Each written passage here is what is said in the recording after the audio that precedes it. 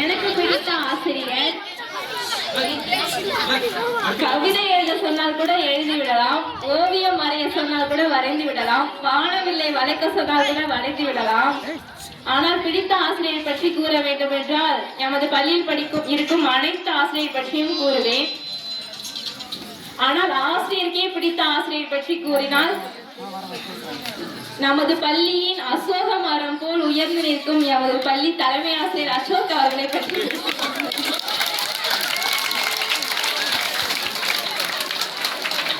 மாணவர்களிடம் பேசுவது போல் பேசாமல் ஒரு நல்ல தந்தையை போல எங்களை வழிநடத்தி வந்துள்ளார்.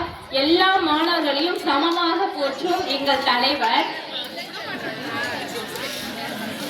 மாணவர்களிடம் பெரும் மாற்றத்தை ஏற்படுத்திய எங்கள் வள்ளல்.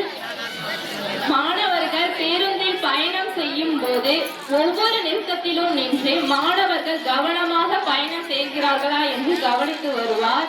பள்ளியில் பெரும் வேலைகள் இருந்தாலும் எங்களுக்காக நேரத்தை ஒதுக்கி மாணவர்களுக்கு கல்வி கற்பிப்பதோடு மாணவர்களுக்கு நல் ஒழுக்கத்தையும் கற்றுக் கொடுத்த வள்ளல் எங்களது தலைமை ஆசிரியர். தலைமை ஆசிரியர் அவர்களால் நாங்கள் எந்த பயமும் இன்றி பாதுகாப்பாக உணர்கின்றோம். எமது தலைமை ஆசிரியர் புல்லட்டில் சத்தத்தோடு வருவது மட்டுமல்லாமல் எடுப்பான உடை,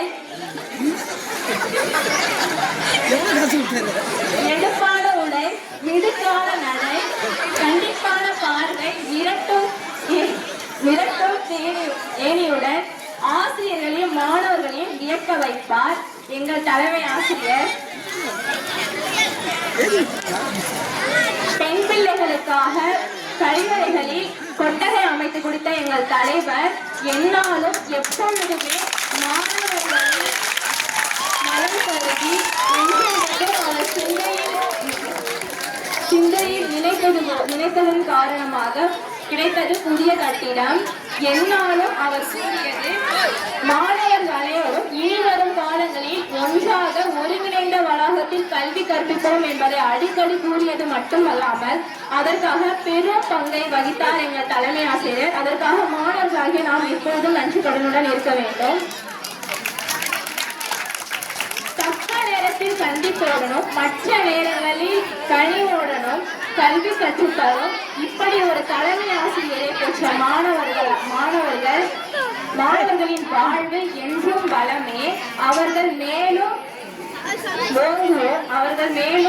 அறிவும் மேலும் ஓங்குமே.